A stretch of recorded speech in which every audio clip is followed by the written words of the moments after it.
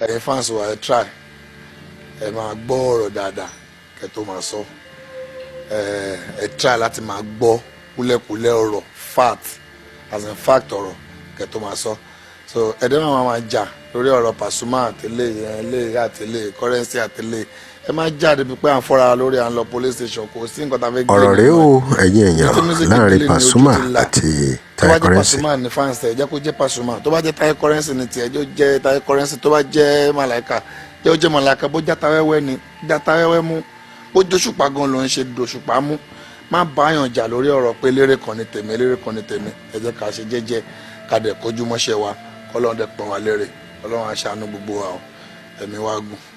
pẹ̀lú ọ̀rọ̀ Pasuma yìí ó hàn dájú pé àwọn kan wà tí wọ́n fẹ́ gbé Taye currency lo Pasuma gẹ́gẹ́ bí àgbà sọ̀rọ̀sọ̀rọ̀ Kola Olootu ṣe sọ nínú fọ́nrán kan tẹ́ ẹ máa tó wò ìmọ̀ràn tó dáa náà ni Pasuma ti gba àwọn fáǹsì yẹn o gbogbo àwọn olólùfẹ́ àwọn eléré fújì pé kò sóhun tó dàbí kàlàáfíà kó jọba o kó ní kálukú kó di eléré tó bá fẹ́ràn kó dì í mú láì bá ẹnikẹ́ni jà. Báwo wá ni ìbáṣepọ̀ Taye currency àti Pasuma ṣe rí báwo gangan ló ṣe jẹ́ kí ni Kola Olootu sọ nípa àwọn méjèèjì nínú fọ́nrán yìí. Kẹ́ ẹ tó gbóhùn lẹ́nu Kola Olootu ẹ wo ohun tó ṣẹlẹ̀ nínú fọ́nrán yìí láàrin Pasuma àti Taye currency. Ǹjẹ́ ẹ bá wo fọ́nrán yìí ẹ wá sọ bóyá lóòótọ́ ìjà ń bẹ láàrin wọn àbí àwọn èèyàn náà fẹ́ tì wọ́n lura wọn. wọ́n kọ́ àwọn jọ lọ́nà tó gbà. ayé Pasuma mo bá lọ gẹ́rọ ẹ̀rẹ́lẹ́dá ní ìyá sí ẹgbẹ́ lè bá wa sí àdúrà.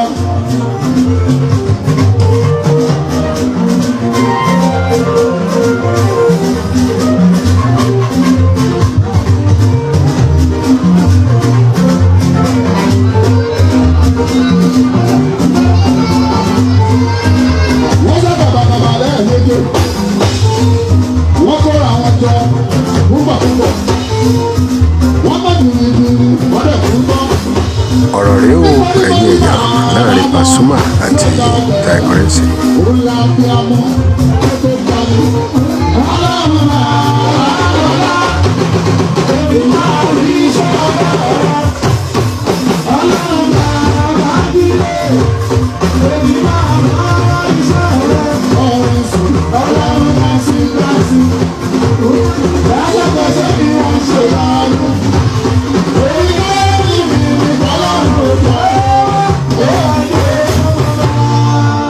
ṣe rí i pé Taye currency fi ọ̀wọ̀ fún Pasuma lórí ọ̀rọ̀ yìí Kola Olootu ti wá ṣàlàyé o ìbáṣepọ̀ tó wà láàrin Pasuma àti Taye currency kódà ó gba àwọn méjèèjì nímọ̀ràn àti Taye currency àti Pasuma ó gbà wọ́n nímọ̀ràn pé kí wọ́n má jẹ́ kí àwọn ènìyàn tì wọ́n lura wọn o ohun tí Kola Olootu sọ lórí ọ̀rọ̀ yìí jẹ́ ohun tó lágbára débi pé Kola Olootu ní láti fi Wàsíù Àyìndé àti olóògbé Barrister Síkírù Àyìndé ṣe àkàwé tó lágbára.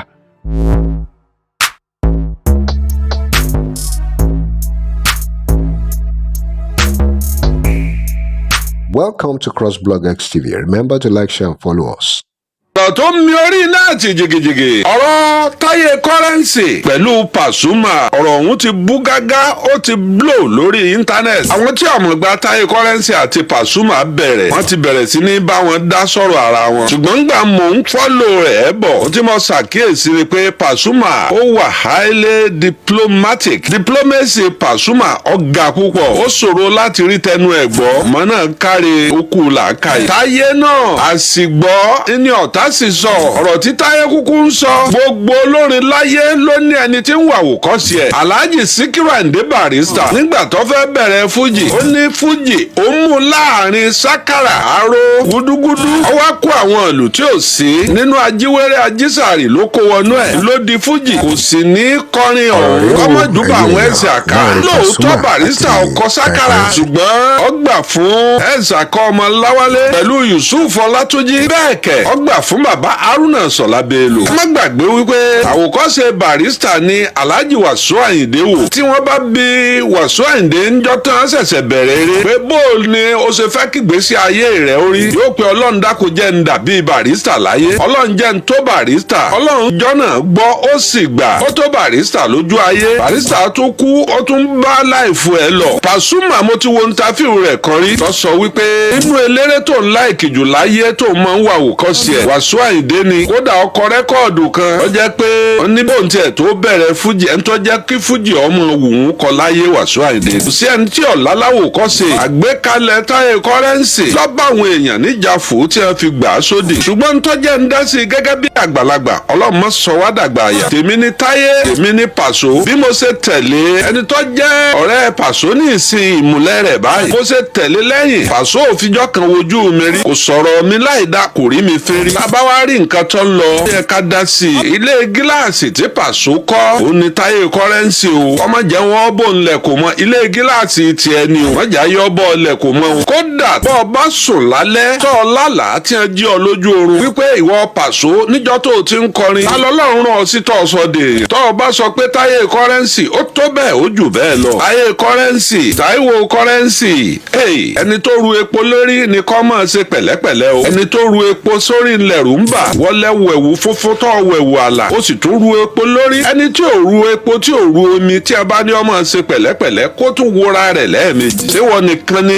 nínú olórin tó dìde ń bàdàn? wọ́n nìkan kọ́. lédi bíi mẹ́jọ lólúyọ̀lé, òun kó hòtẹ́ẹ̀lì lédi bíi mẹ́rin lẹ́kọ̀ọ́, onílé káàkiri. ọlọ́run ṣe gbogbo nǹkan rìnnà fún ọ. ń lọ lú òyìnbó ibi tó bá wù ọ́ ló lè lọ káàkiri àgbáláyé. yá dúró lórí bó o ṣe sọ wípé ọ̀gá rẹ ní Paso. má jẹ́ wọn ó tì ọ́ lu bábu wáyà o. 75% àwọn tí ń gba tiẹ̀ lénìí àlùbáríkà Paso ni. ìwọ náà ní fáǹsì ti tiẹ̀ tó jẹ́ pé wàláì tó bá kọwọ́ kàdá àdán ó fi rọgì wọn ó dùn ó tì ọ́. ṣùgbọ́n kò pé ẹ̀ sí ní tó fẹ́ gé nínú kó lùsì fáǹsì. torí ìdí eléyìí má jẹ́ káwọn tí ọmọ gbàtẹ́ ẹjọ́ bẹ̀rẹ̀ má jẹ́ wọn bá yín dá sí. má jẹ́ wọn ó tì ọ́ lu bábu wáyà, má jẹ́ wọn ó tì ọ́ pa o. ìyẹn bá ń pè wọ́n náà ti tọ́ náà dárìn wọ́n fẹ́ tì ọ́ pa ni o. bí ẹ ṣe ti Alhaji Wasiu Ayinde tó níjọ́ tá Alhaji Wasiu Ayinde tó ti dá dúró lórí ẹsẹ̀ rẹ̀ nínú elérin tó bísì ní Nàìjíríà. Wasiu Ayinde Monday, Tuesday, Wednesday, Thursday, Friday ńròde lọ ń gbogbo ògbà. wọ́n tì kọ̀kọ́ lu Barrister o. bí ẹ bá ti lu Barrister láàárọ̀ tó bá di nírọ̀lẹ́ ọmọ bí ṣe tọrọ ara rẹ̀ sí. ó sì dọ́gbọ́n títí tó fi gbàdúrà lẹ́nu Barrister. àdúrà náà nílò dọ́là.